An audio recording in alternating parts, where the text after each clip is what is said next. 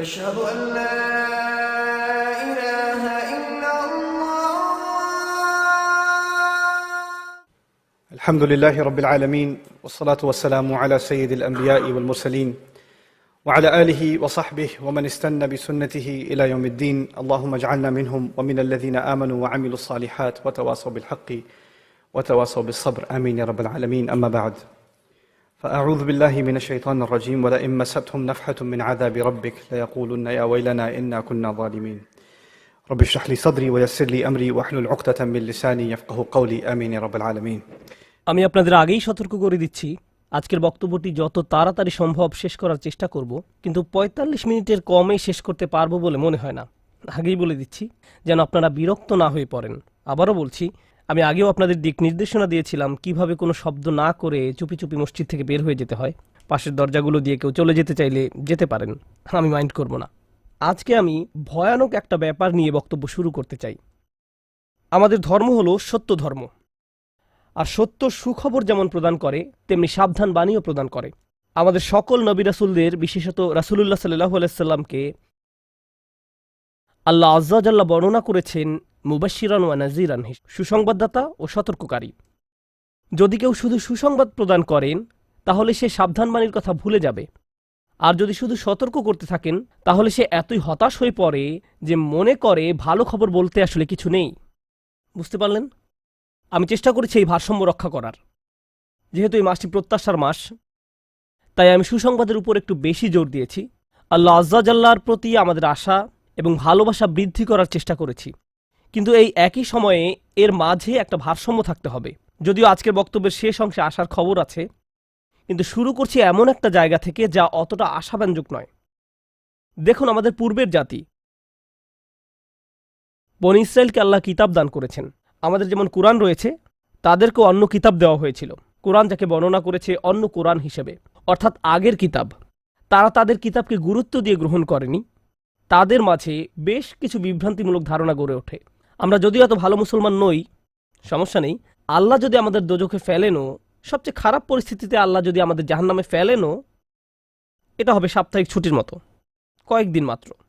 কারণ তিনি আমাদের এতই ভালোবাসেন যে মুসলমানরা শেষমেশ তো জান্নাতে যাবেই।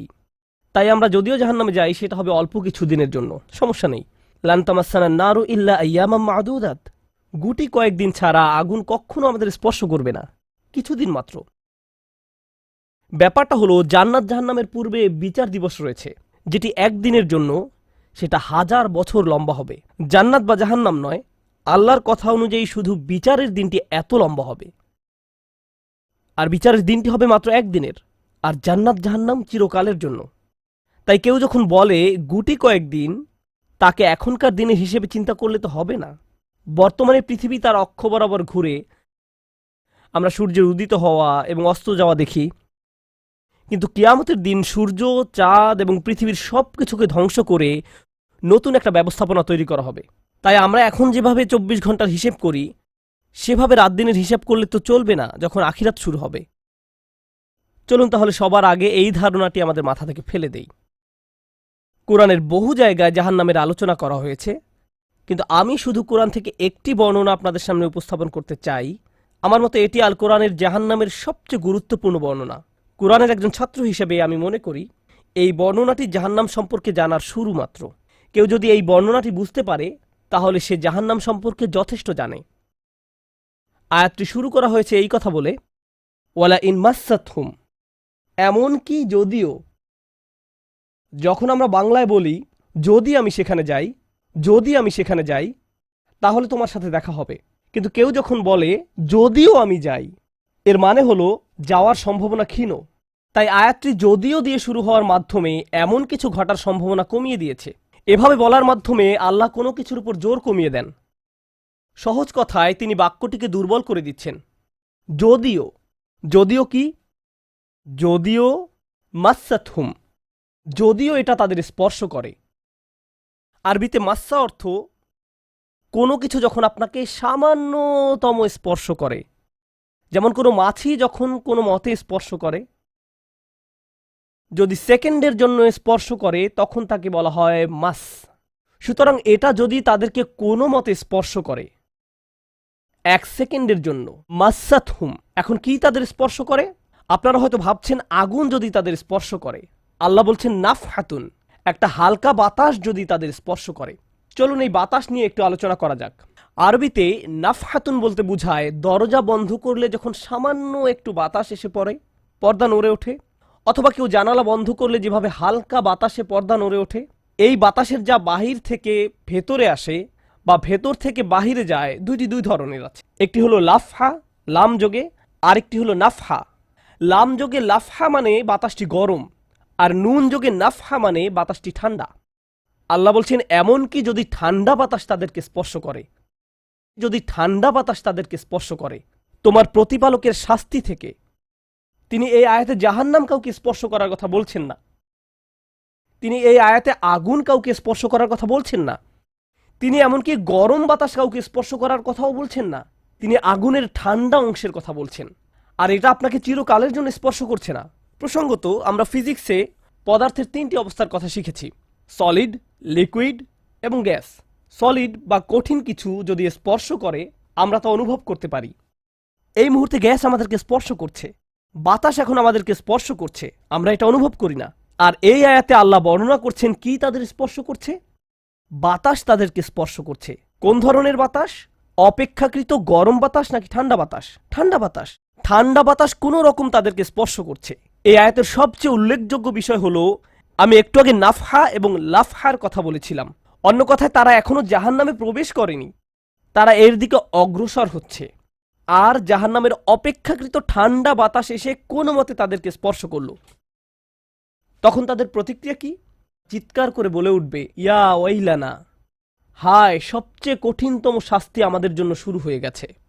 ইন্না কুন্না যালিমিন, আমরা সব সময় অপরাধী ছিলাম। তারা সাথে সাথে তাদের সব অপরাধ স্বীকার করবে। যে কারণে এই আয়াতটি আমি সংক্ষেপে আপনাদের নিকট উপস্থাপন করলাম। প্রথমত, এই আয়াতে আল্লাহ জাহান্নামের শাস্তির অভিজ্ঞতা বর্ণনা করছেন না। আল্লাহ সকল বিশ্বাসীকে জাহান্নামের আগুন থেকে মুক্ত রাখুন। কিন্তু আল্লাহ এখানে বর্ণনা করছেন এমনকি জাহান্নামের আগুনের কাছে গেলে এবং ক্ষণিকের জন্য এর বাতাসের সামান্য স্পর্শ লাগলে একজন মানুষ চিন্তা করা শুরু করবে এর চেয়ে আর ভয়ঙ্কর কোনো শাস্তি হতে পারে না। এজন্যই আল্লাহ দোজখের আগুন সম্পর্কে বলছেন, ইন্নাহা সাআত মুস্তাকাররাও ওয়া মুকামা, নিশ্চয়ই তা অবস্থানস্থল ও আবাসস্থল হিসাবে কতই না নিকৃষ্ট। অল্প এবং বেশি যে কোনো সময়ের জন্য ওটা কত নিকৃষ্ট জায়গা। 1 সেকেন্ডের জন্য এটা ভাববেন না যে আমি তো খারাপ, আল্লাহ যদি আমাকে জাহান্নামে ফেলেনও, এক সময় তো আমি এখান থেকে মুক্তি পাবো। এই ধরনের চিন্তাকে কখনো প্রশ্রয় দিবেন না। এই ভূমিকা দেওয়ার পর যখন বিচার দিবস শুরু হবে, যখন সমগ্র মানব জাতি একত্রিত হবে, তারা জানে না কোথায় যাবে, তারা জানে না কোন দিকে ফিরবে। এই ঘটনা আসলে রাসূলুল্লাহ সাল্লাল্লাহু আলাইহি সাল্লামের একটি হাদিসে উল্লেখ করা হয়েছে এবং জ্ঞানের প্রতি মুসলমানদের আগ্রহ ছিল সব সময়। তো একবার কিছু মানুষ বিখ্যাত সাহাবী আনাস ইবনে মালিক রাদিয়াল্লাহু তাআলা আনহুর কাছে এলো, কারণ মানুষ লোকমুখে এই খবর পেয়েছিল যে আনাস এই হাদিসটি জানতেন, আর এটি অনেক বড় একটি হাদিস, বুখারী শরীফে বর্ণিত আছে। এই ঘটনা ঘটে রাসূলুল্লাহ সাল্লাল্লাহু আলাইহি সাল্লামের ইন্তেকালের পরে। তিনি বলেন, হাদ্দাসানা মুহাম্মাদুন সাল্লাল্লাহু আলাইহি ওয়াসাল্লাম। এখন আনাস রাদিয়াল্লাহু তাআলা আনহু কথা বলছেন।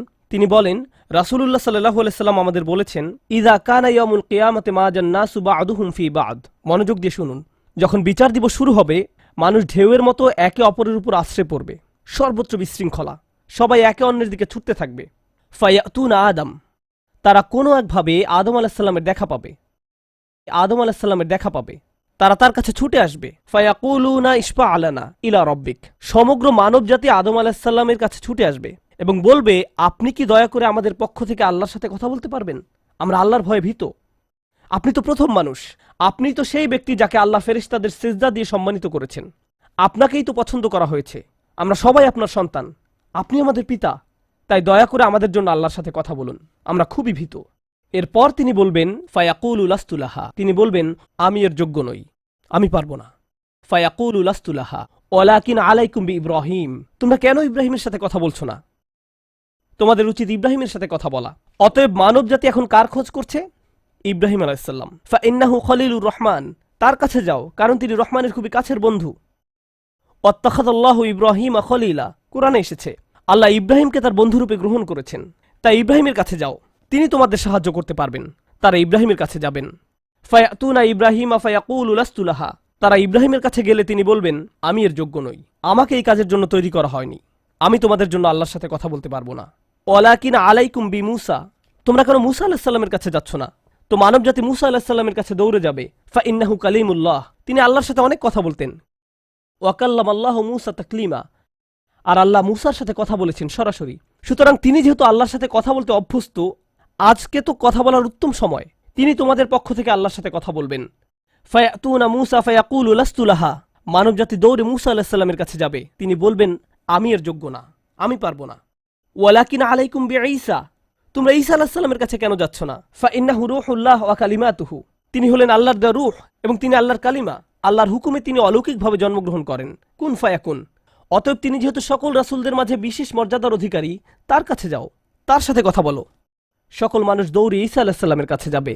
ফায়াকুলু লাস্তু লাহা, তিনি বলবেন, আমি পারবো না, এই কাজ আমার জন্য নয়, আমাকে এই কাজের জন্য তৈরি করা হয়নি। তারপর তিনি বলবেন, ওয়ালাকিন আলাইকুম বি মুহাম্মাদিন সাল্লাল্লাহু আলাইহি ওয়াসাল্লাম, মানব জাতি তোমাদেরকে মুহাম্মদ সাল্লাল্লাহু আলাইহি ওয়াসাল্লামের কাছে যেতে হবে। মানুষেরা তখন রাসূলুল্লাহ সাল্লাল্লাহু আলাইহি ওয়াসাল্লামের কাছে যাবে। এখন রাসূল সাল্লাল্লাহু আলাইহি ওয়াসাল্লাম আমাদের বলছেন, ফায়াতুনি ফাআকুল, সবাই তখন আমার কাছে আসবে আর আমি তাদেরকে বলবো। এখন রাসূল সাল্লাল্লাহু আলাইহি ওয়াসাল্লাম আমাদের বলছেন, আনা লাহা, আমার জন্য এই কাজ, আমি এই কাজের যোগ্য। আনা লাহা ফাআস্তাযিনু আলা রব্বি। প্রসঙ্গত আমি আপনাদেরকে আরো বলার পূর্বে বিচার দিনের একটা দৃশ্য হলো, আল্লাহ বলেন, ইয়াউমা ইয়াকুমুর রূহু ওয়াল মালাইকাতু সাফফান লা ইয়াতাকাল্লামুনা ইল্লা মান আযিনা লাহুর রহমান ওয়া ক্বালা সাওয়াবা। যেদিন রূহ ও ফেরেশতাগণ সারিবদ্ধভাবে দাঁড়াবে, এমন এক সময় থাকবে যখন কেউ কথা বলতে পারবে না। এমন এক ধরনের নীরবতা, এমন নীরবতা বিরাজ করবে যার কথা মানবজাতি কোনোদিন শোনেনি। এমন ধরনের নীরবতার অস্তিত্ব কখনো কোনোদিন ছিল না। সেই রকম পিনপতন নীরবতায় আল্লাহ বলেন, লা ইয়াতাকাল্লামুন, কেউ কথা বলতে পারবে না, ইল্লা মান আযিনা লাহুর রহমান, দয়াময় আল্লাহ যাকে অনুমতি দিবেন সে ব্যতীত। আর তিনি হলেন মুহাম্মদুর রাসূলুল্লাহ সাল্লাল্লাহু আলাইহি সাল্লাম। তিনি এমন সময় আল্লাহর কাছে আসবেন যখন সৃষ্টির কারো একটি শব্দ করারও অনুমতি থাকবে না, সৃষ্টির কারো কোনো আওয়াজ শোনা যাবে না। তিনি আল্লাহর সামনে এসে আল্লাহর কাছে কথা বলার অনুমতি চাইবেন। ফায়ুযানু লি, তিনি বলেন, আমাকে কথা বলার অনুমতি দেওয়া হবে। ওয়ায়ুলহিমুনি মাহামিদা আহমাদাহু বিহা লা ইয়াহদুরুনিল আন, সেই দিন আল্লাহ আমাকে স্পেশাল একটি দোয়ার মাধ্যমে তার প্রশংসা, তার কৃতজ্ঞতা করা শেখাবেন, যেটি বিচার দিবসে আমাকে দেওয়া হবে, যা এর পূর্বে কাউকে দেওয়া হয়নি, কোনো সৃষ্টিকে দেওয়া হয়নি। এক স্পেশাল ওয়াহি রাসূলুল্লাহ সাল্লাল্লাহু আলাইহি সাল্লামকে দেওয়া হবে বিচার দিবসে, যা কোনো সৃষ্টিকে দেওয়া হয়নি। আর তিনি সেই দিন সে স্পেশাল উপায়ে আল্লাহর প্রশংসা করবেন, লা ইয়াহদুরুনিল আন, আর সেই ওহী এখনো আমার কাছে আসেনি, সেই দোয়া এখনো আমি জানি না। ফা আহমাদাহু বিতিলকাল মাহমিদ, তারপর আমি আল্লাহর দেওয়া সেই স্পেশাল বাক্যগুলোর মাধ্যমে আল্লাহর প্রশংসা করব। ওয়া আখিরু লাহু সাজিদান, আমি সেই বাক্যগুলো উচ্চারণ করার পর আল্লাহর সমীপে সিজদায় অবনত হব।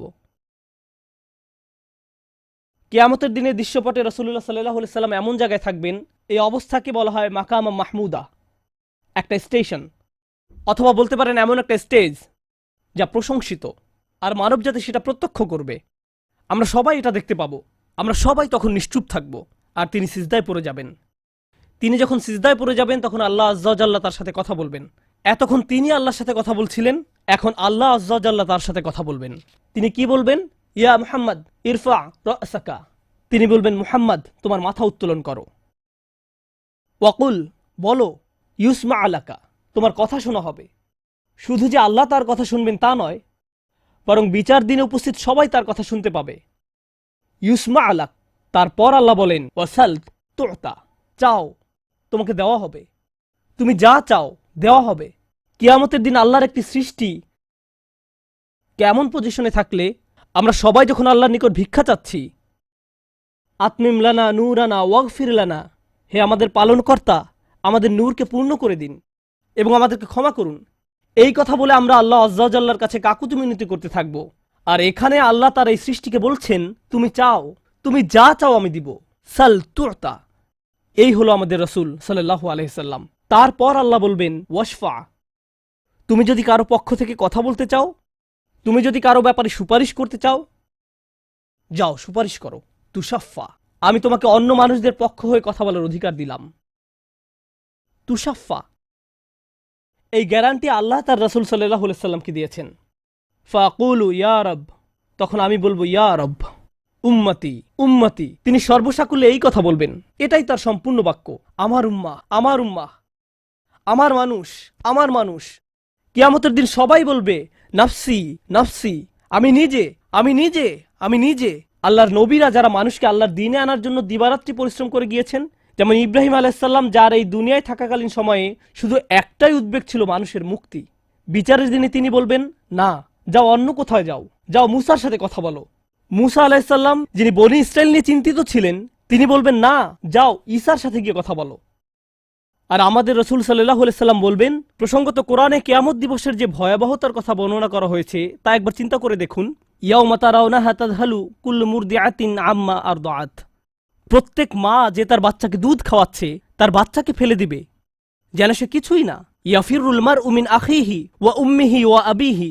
সেদিন মানুষ তার ভাইয়ের কাছ থেকে পালাবে, মায়ের কাছ থেকে পালাবে, বাবার কাছ থেকে পালাবে, ওয়া সাহিবাতিহি ওয়া বানিহি, তার স্ত্রীর কাছ থেকে পালাবে, ছেলেমেয়ের কাছ থেকে পালাবে।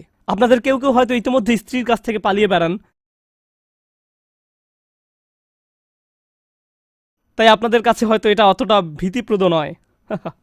এই আয়াত হয়তো আপনার জন্য ভয়ের নয়, কেউ কেউ ভাবছে অবশেষে। যাই হোক, সমস্ত গুরুত্বের সাথে সেই দিন সবাই কাকে নিয়ে উদ্বিগ্ন থাকবে?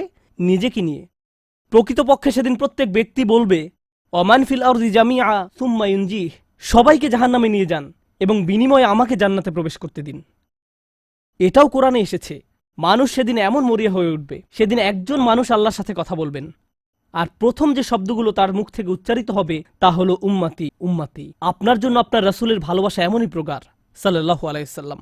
আমার উম্মাহ আমার উম্মাহ। যদি আমরা তাকে ভালোবেসে থাকি, তাহলে যেই উম্মতের জন্য আল্লাহ রাসূলের এত ভালোবাসা, সেই উম্মতের জন্য আমাদের অন্তরে কিভাবে এত ঘৃণার বাস হয়?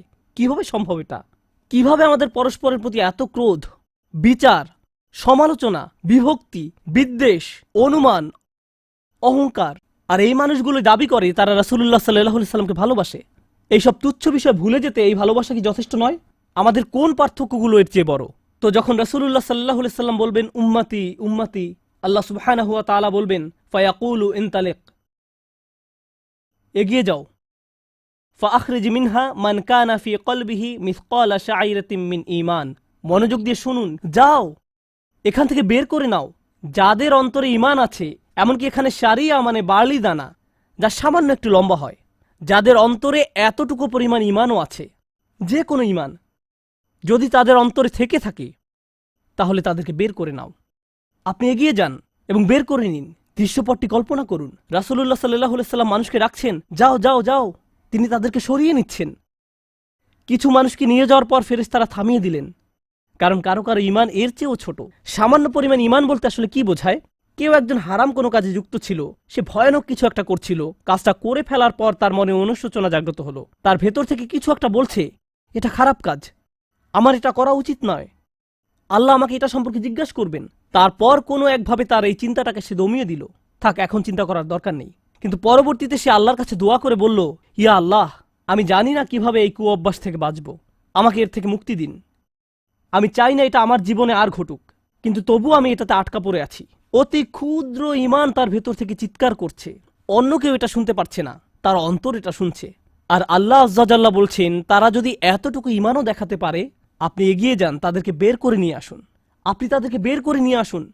আর তিনি যখন এভাবে মানুষদেরকে বের করে নিয়ে আসবেন, তখন ফেরেশতারা একসময় থামিয়ে দিবেন, কারণ অনেক মানুষের অন্তরে এতটুকু ঈমানও নেই, সামান্য অনুতাপটুকু তাদের অন্তরে ছিল না। থামিয়ে দিবেন, ফাআনতালিক ফাফআল, আমি গিয়ে এমনই করব, সুম্মা আউদ, তারপর আমি ফিরে আসব। অর্থাৎ ফেরেশতারা থামিয়ে দিবে, আর অন্য মানুষেরা সেখানে কাঁদতে থাকবে, আমাদের কি হবে, আমাদের কি হবে। তারপর রাসূলুল্লাহ সাল্লাল্লাহু আলাইহি সাল্লাম ফেরত আসবেন, ফাআহমাদাহু বিতিলকাল মাহামিদ, অতঃপর আমি পুনরায় সেসব প্রশংসা বাক্য দ্বারা আল্লাহর প্রশংসা করব। লক্ষ্য করুন, প্রথমবার তিনি প্রার্থনা করার জন্য অনুমতি চেয়েছিলেন, তাই না? দ্বিতীয়বারের বেলায় অনুমতির কোনো উল্লেখ নেই। লক্ষ্য করেছেন, তিনি আসলে সাথে সাথে আল্লাহর প্রশংসা করা শুরু করবেন।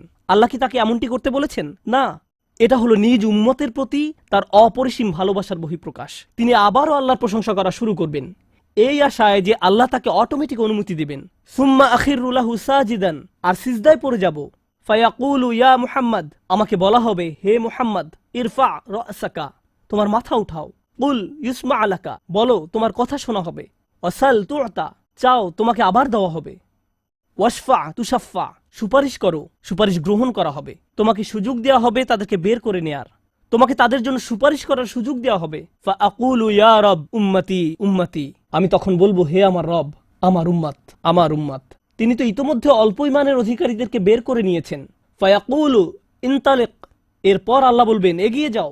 ফাআখরিজ মিনহা মান কানা ফি কলবিহি মিসকালা যাররাতিন আও খারদালাতিন মিন ঈমান।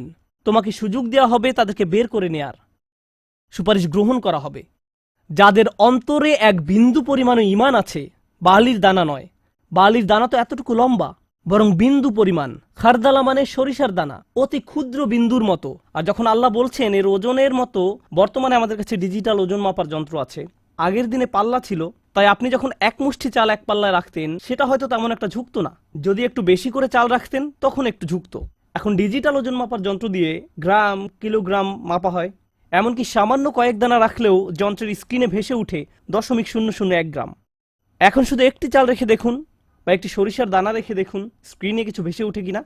কিছুই হয় না, কিছুই হয় না। আর আল্লাহ বলছেন, আমি তোমার সুপারিশের কারণে, রাসূলুল্লাহ সাল্লাল্লাহু আলাইহি সাল্লামের দোয়ার কারণে এমন মানুষদেরকেও মুক্তি দিব যাদের ঈমান এমনকি এই দুনিয়ায়ও মাপা যায় না, এই দুনিয়ায়ও মাপা যায় না। প্রসঙ্গত, আপনি যদি একটি দানা খান বুঝতে পারবেন যে কিছু খেয়েছেন? আপনি এমনকি বুঝতেও পারবেন না। এটা হলো এমন ধরনের ঈমান যার আছে এটা সে নিজেও ভালোভাবে বুঝতে পারে না। এমনকি তারা নিজেরাও ঠিকমতো বুঝে উঠতে পারে না যে ঈমান আছে, আর অন্যরা কিভাবে বুঝবে?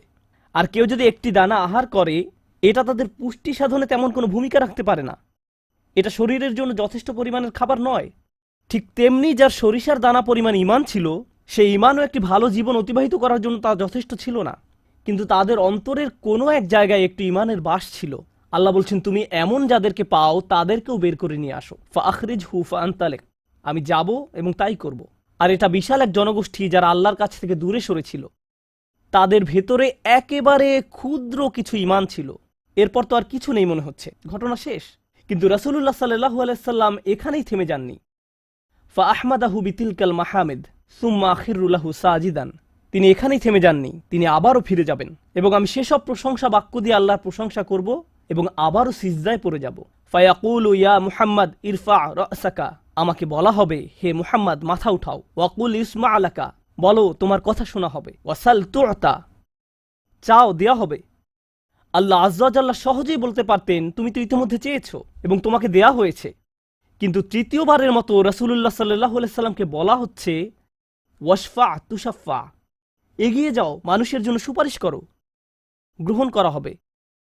তোমাকে তাদের পক্ষে চাওয়ার সুযোগ দেওয়া হবে, আমি তোমাকে এটা দিচ্ছি।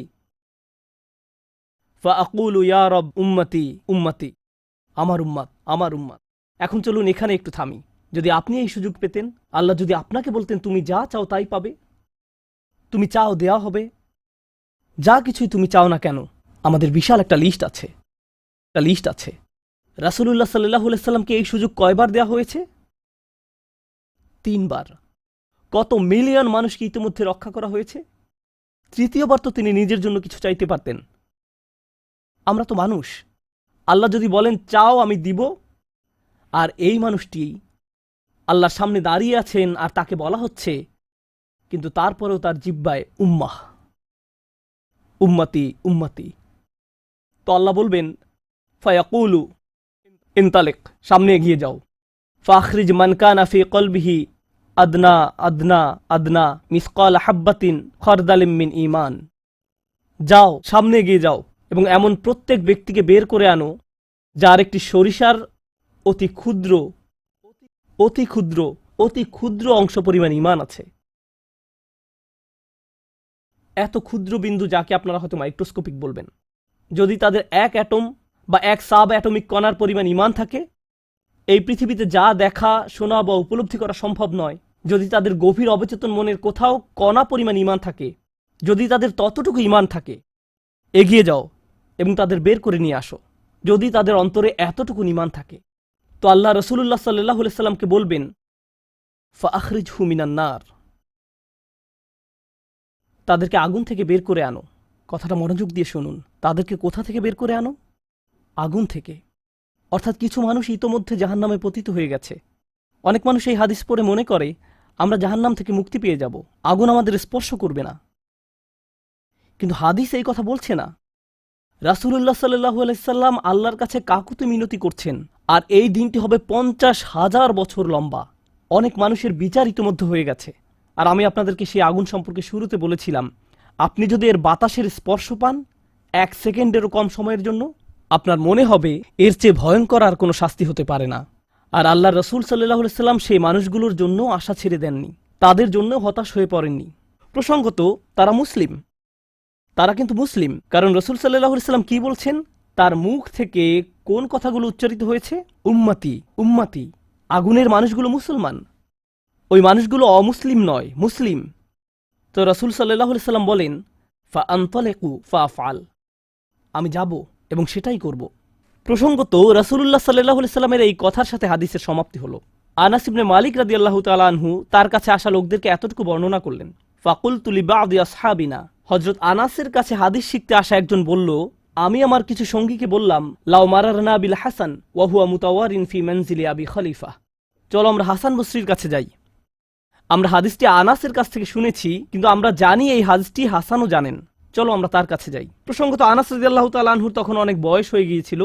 এই হাদিসে কতবার রাসূল সাল্লাল্লাহু আলাইহি সাল্লাম আল্লাহর কাছে গেলেন? 3 বার। রাসূলুল্লাহ সাল্লাল্লাহু আলাইহি সাল্লাম ইন্তেকাল করেছেন বহু বছর আগে। আমরা জেনেছি এই হাদিস হাসান বসরিও জানেন, তারা আগে কখনো এই ধরনের কথা শুনেনি। খুবই আশ্চর্যজনক কথা। এজন্য তারা ব্যাপারটা যাচাই করতে চাচ্ছিলেন যে দেখা যাক হাসান বসরিও একই হাদিস বর্ণনা করেন কিনা। তারা শুনেছে হাসান বসরি বাস করেন আবু খলিফার বাড়ির পেছনের একটি ঘরে, তাই তারা হাসান বসরিকে খুঁজতে লাগলো। তারা তাকে খুঁজে পেলেন। হাদ্দাসানা আনাস ইবনে মালিক ফাআতাইনাহু ফাসাল্লামনা আলাইহি, তো আমরা তার কাছে এলাম এবং তাকে সালাম দিলাম। ফাআযিনা লানা, তিনি আমাদেরকে প্রবেশের অনুমতি দিলেন। ফাকুলনা লাহু ইয়া আবা সাঈদ, আমরা তাকে বললাম, হে সাঈদের পিতা, জিনাকা মিন ইনদি আখিকা আনাস ইবনে মালিক, আমরা আপনারই ভাই আনাস ইবনে মালিকের নিকট হতে আপনার কাছে আসলাম। ফালাম নারা মিসলা মা হাদ্দাসানা ফি শাফাআত, শাফাআত বিষয়ে তিনি যেমন বর্ণনা দিয়েছেন তেমনটা বর্ণনা করতে আমরা আর কাউকে দেখিনি। ফাকালা হি, তিনি বললেন, হ্যাঁ তোমরা তো জানো। ফাহাদ্দাসনাহু বিল হাদিস, আমার কাছে সেটি বর্ণনা করো, দেখি তোমরা আনাসের কাছ থেকে কি শুনেছ। তো তারা তার নিকট সম্পূর্ণ হাদিসটি বর্ণনা করে শোনালেন। ফাআনতাহা ইলা হাযাল মাওদি', আমরা এই পর্যন্ত অর্থাৎ 3 বার রাসূল সাল্লাল্লাহু আলাইহি সাল্লামের সুপারিশের কথা বলে শেষ করলাম। ফাকালা হি, তিনি বললেন আরো বর্ণনা করো। ফাকুলনা লাম ইয়াজিদ লানা আলা হাযা, আমরা বললাম তিনি তো এর অধিক আমাদের কাছে বর্ণনা করেননি, আমাদেরকে এতটুকুই বলেছেন।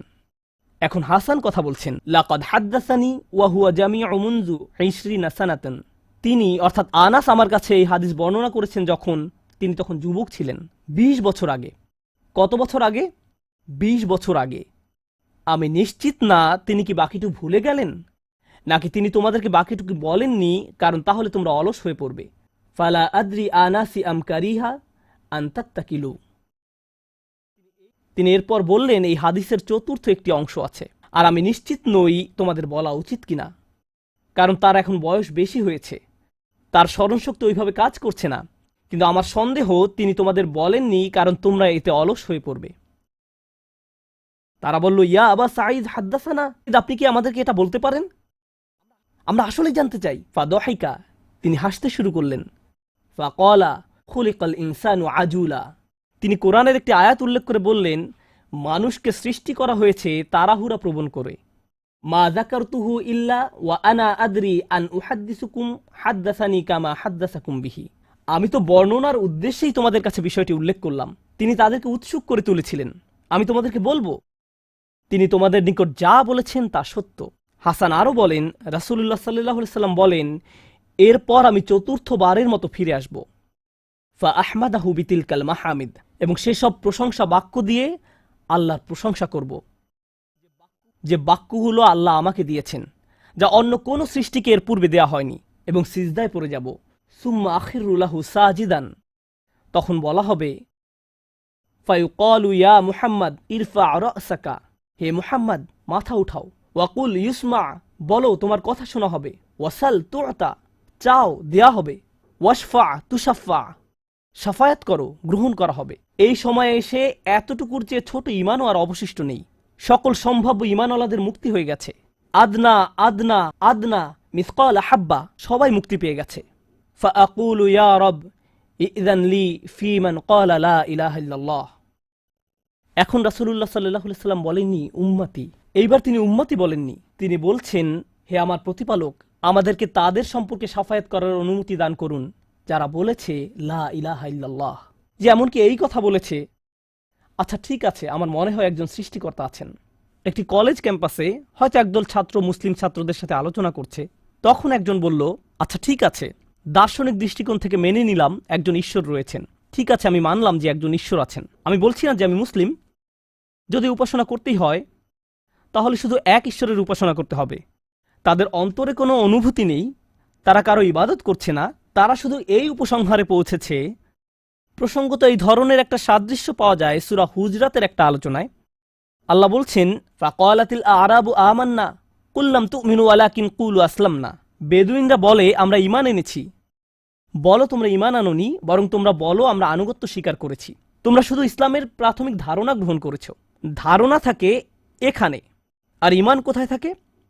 যাদের অন্তরে কিছু ঈমান ছিল তাদের ইতোমধ্যে নেয়া হয়ে গেছে। এখন যাদের মাথায় কিছু ধারণা ছিল যে একজন রব আছেন, তারা কোনোদিন ধর্ম প্র্যাকটিস করেনি, তারা ধর্মীয় কোনো কাজই করেনি, তারা শুধু এই ধারণা মেনে নিয়েছিল যে শুধু একজন প্রভুর উপাসনা করতে হবে। রাসূলুল্লাহ সাল্লাল্লাহু আলাইহি সাল্লাম বলছেন, যে কেউ এই সিদ্ধান্তে আসবে যে কেউ বলবে লা ইলাহা ইল্লাল্লাহ, তার জন্য শাফায়াত করার অনুমতি দান করুন। আল্লাহ বলবেন, ফায়াকুলু ওয়া ইজ্জাতি ওয়া জালালি ওয়া কিবরিয়াই ওয়া আযীমাতি। আল্লাহ বলবেন, আমি আমার কর্তৃত্বের শপথ করছি, আমি আমার স্বীয় গৌরবের শপথ করছি, আমি আমার বরত্বের শপথ করছি, আমি আমার মহত্বের শপথ করছি। লা উখরিজান্না মিনহা মান ক্বালা লা ইলাহা ইল্লাল্লাহ। আমি স্বয়ং অবশ্যই তাদের সবাইকে জাহান্নাম থেকে বের করব যারা বলেছে লা ইলাহা ইল্লাল্লাহ, তোমার এই সুপারিশের কারণে। সাল্লাল্লাহু আলাইহি সাল্লাম। জাহান্নাম কতটা ভয়ঙ্কর তার একটা ছোট্ট নমুনা দিয়ে আমি আজকের আলোচনা শুরু করেছিলাম। এখন সব শেষে রাসূলুল্লাহ সাল্লাল্লাহু আলাইহি সাল্লাম আমাদের জন্য এই শাফায়াত করছেন। এই হাদিসটি অন্যতম গুরুত্বপূর্ণ একটি হাদিস। এমনকি ২০ বছর পরে আনাস ইবনে মালিক এখন বৃদ্ধ হয়ে গেছেন, মানুষ তখনও তার কাছে শাফায়াত বিষয় জানতে এসেছেন। এমনকি আজকের দিনেও এই হাদিসটি অন্যতম শক্তিশালী একটি হাদিস, এবং অন্যতম এই জন্য যে ভুলভাবে ব্যবহার করার একটি বক্তব্য রাসূলুল্লাহ সাল্লাল্লাহু আলাইহি সাল্লামের। কখনোই এর অপব্যবহারের চিন্তাও করবেন না। এটা ফ্রি হয়ে যাওয়ার লাইসেন্স নয়। যদি আমরা মনোযোগের সাথে পড়ি তাহলে আমরা বুঝব যে আল্লাহ এমন মানুষদেরকে জাহান্নাম থেকে বের করে আনার জন্য অনুমতি দেবেন যাদের ঈমান যথেষ্ট ছিল না, যাদের সৎ কাজ যথেষ্ট ছিল না। পক্ষান্তরে এমন অনেক মানুষ থাকবে যাদের অন্তরে ঈমান আছে, যাদের ডান হাতে সৎ কাজ আছে, আর এই সৎ কাজগুলো বিচারের দিনে আলোতে পরিণত হবে। হৃদয়ের ঈমানও বিচারের দিনে জ্যোতিতে পরিণত হবে। ইয়াসআ নূরুহুম বাইনা আইদিহিম ওয়া বিআইমানিহিম। তাদের বুকের ভেতর থেকে আলো ছুটতে থাকবে, এবং তাদের ডান হাত থেকে এই আলো টর্চে পরিণত হবে, গাড়ির হেডলাইটের মতো। চারপাশে থাকবে অন্ধকারাচ্ছন্ন, আর আপনি জান্নাতের দিকে ছুটতে থাকবেন। আপনাকে জাহান্নাম অতিক্রম করে যেতে হবে, এটা আল্লাহর নির্দেশ। ওয়া ইম মিনকুম ইল্লা ওয়ারিদুহা। জান্নাতে যেতে হলে সবাইকে জাহান্নাম অতিক্রম করে যেতে হবে, সবাইকে, এর কোনো ব্যতিক্রম নেই। আর এই ব্রিজ অতিক্রম করতে হলে আপনার আলো লাগবে। যদি আলো না থাকে তাহলে পড়ে যাবেন। তো মানুষ যখন হেঁটে যাচ্ছে তখন অনেকের এত পরিমাণ আলো থাকবে যেন মক্কা থেকে সিরিয়া দেখা যাচ্ছে, আর কারো কারো এত অল্প পরিমাণ আলো থাকবে যে তারা কোনো মতে পায়ের সামনের কিছু অংশ দেখতে পাবে, কারণ তাদের ঈমান দুর্বল ছিল। কিন্তু এই হাদিস এমন মানুষদের সম্পর্কে নয় যাদের সামান্য কিছু আলো থাকবে বা অনেক বেশি আলো থাকবে। এই হাদিস এমন মানুষদের সম্পর্কে যাদের আলো এত স্বল্প পরিমাণ যে এটি দিয়ে কিছুই দেখা যাচ্ছে না, আর যাদের আলো আছে তারা আল্লাহর কাছে ভিক্ষা করতে থাকবে, রব্বানা আতমিম লানা নূরানা ওয়াগফির লানা। আমাদেরকে আমাদের আলো পূর্ণ করে দিন, ব্যাটারি যেন শেষ হয়ে না যায়। আমাদেরকে জান্নাতের গেটে পৌঁছে দিন, আমাদেরকে ক্ষমা করে দিন। আমরা আল্লাহর কাছে ভিক্ষা চাচ্ছি যেন তিনি আমাদের কপালে রাসূলুল্লাহ সাল্লাল্লাহু আলাইহি সাল্লামের শাফায়াত জুড়ে দেন। তিনি যেন আমাদেরকে তাদের অন্তর্ভুক্ত করেন যারা আরশের ছায়ায় থাকবে। আমরা আল্লাহর কাছে প্রার্থনা করছি তিনি যেন আমাদেরকে তাদের অন্তর্ভুক্ত করেন যাদেরকে এমনকি জাহান্নামের আগুনের ঠান্ডা বাতাসও স্পর্শ করবে না। আমরা আল্লাহর কাছে দোয়া করছি তিনি যেন আমাদেরকে তার রাসূলের অনুগত উম্মায় পরিণত করে দেন। তাদের অন্তর্ভুক্ত নয় যাদের ব্যাপারে তিনি অভিযোগ করবেন, বরং তাদের অন্তর্ভুক্ত করুন যাদের জন্য তিনি সুপারিশ করবেন।